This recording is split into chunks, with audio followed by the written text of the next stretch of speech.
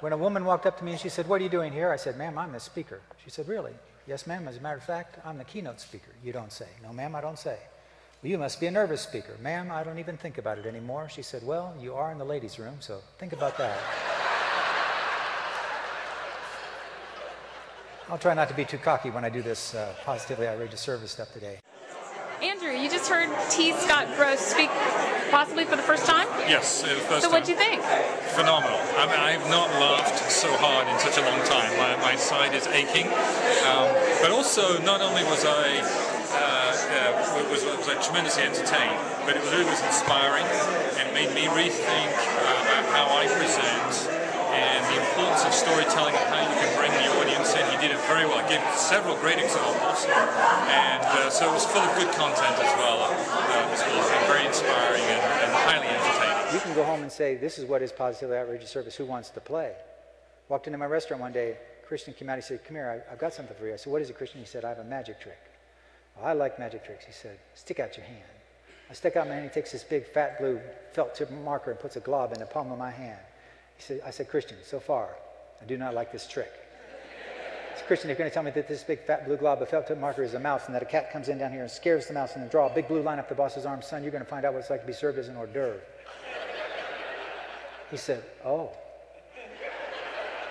you know that trick." "Yeah, I was in 4th grade once myself. I wouldn't try it if I were you." He said, "Well, I'm sorry you do not like that trick." I said, "Well, I do not like that trick." He said, "Your customers do."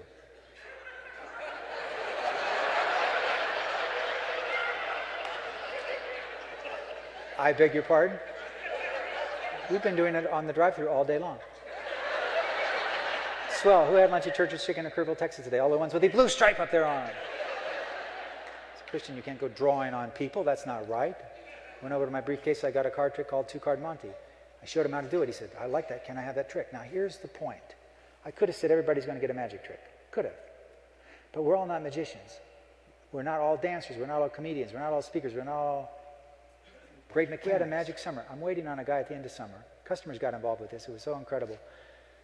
I wait on this guy at the end of summer. I take his money, give him his food, thank him for coming in. He said, "Excuse me." I said, "Yes, sir." He said, "Where's my magic trick?" I said, "Sorry, I don't have anything with me today." He said, "I do." I said, "Do you really?" "I love magic tricks." He said, "Well, stick out your hand."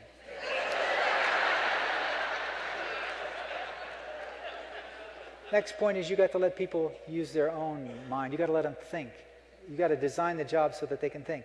The problem is we're so afraid we're going to miscalculate a dime that we don't let people count change anymore or do routine things, or things that used to be routine 20, 30 years ago. Anybody here ever want to just shake a 16-year-old? Let me show you how to do it without leaving a bruise. Slip into the fast food restaurants of America late at night. Remove the amount tendered key from the cash register.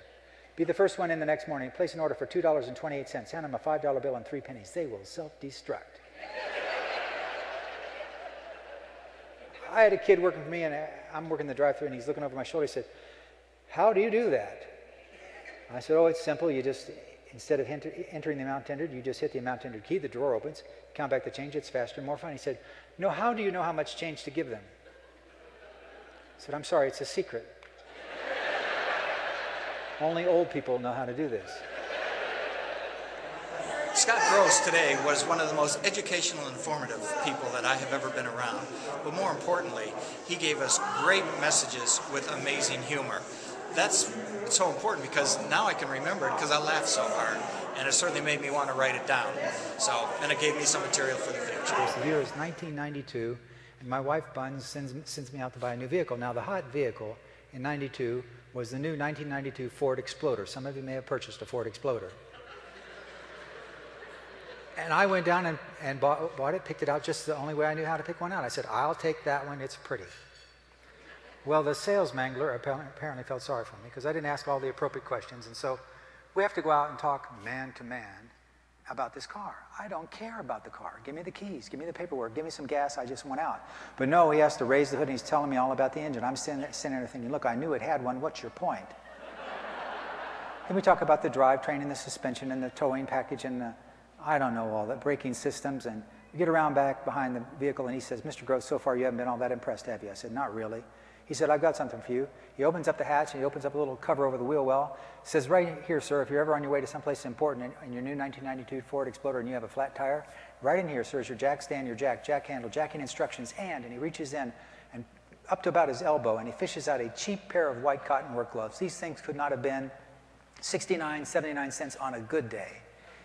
He said, if you're ever on your way to someplace important and you have a flat tire, we have thought of everything at Ford Motor Company. You will not have to get your hands dirty. Now, I'm buying a $20-some thousand vehicle, and for the first time I say, wow, over what? The stupid gloves. When I got home and talked to my neighbors, what do you think was the first thing I showed them? The gloves. I realize in hindsight you don't have to be all that impressed because on a Ford Explorer you don't actually change tires, they just peel off on a random basis.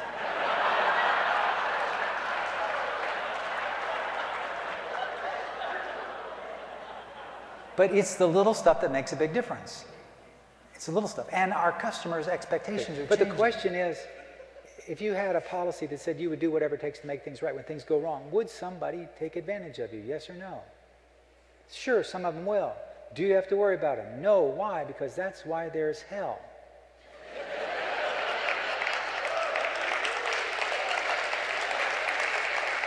Just look them in the eye and say, yes, sir, no, sir, yes, ma'am, no, ma'am, and in your heart you're thinking, you're going to hell.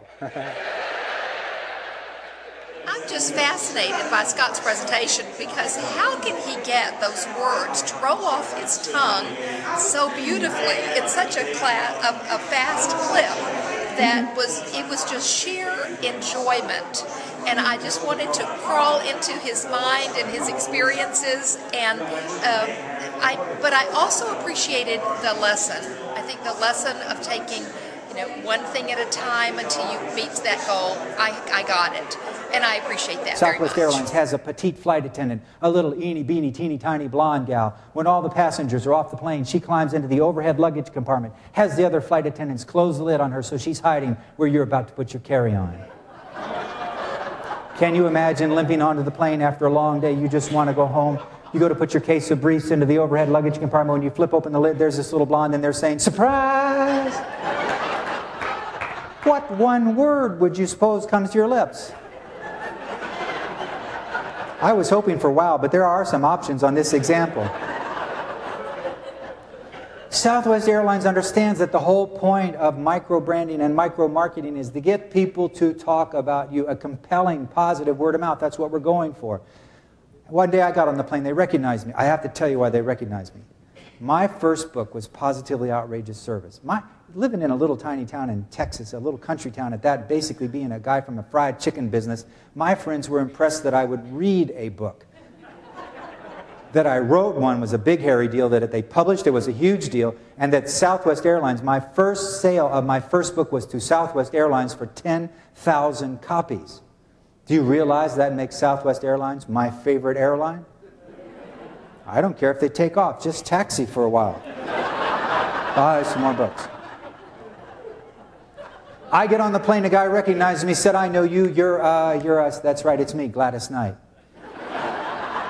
He said, no, you're the Positively Outrageous guy. I said, yes, what about it? He said, do you have a book I can give away? I said, sure do. So he said, let me handle it. We get up to cruise altitude. He takes my book, holds it right up by his face like the Crest commercials, gets on the PA system, and he says, ladies and gentlemen, we're fortunate today to have on board Southwest Airlines author in residence, Mr. T. Scott Gross. And if you'd like to win a copy of his latest book, Outrageous, Unforgettable Service, Guilt-Free Selling, it's easy. We're passing out cocktail napkins on which we want you to write your seat number, your row number, and your guess as to how many sheets of toilet paper it takes to stretch from the aft lavatory to the forward lavatory.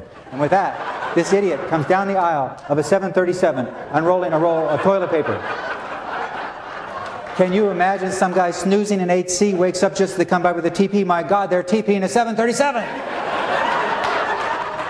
But if you got off the plane and somebody said, how was your flight? Would you say it was okay? You'd say, no, there was a blonde in the overhead, and then they brought the toilet paper down the aisle. And they would haul your butt away. But you would talk about it. Now go home, work on your micro brand, and it will be you that they will be talking about. Thanks for spending your morning with me. Don't forget to love one another. Be sure. Thank you.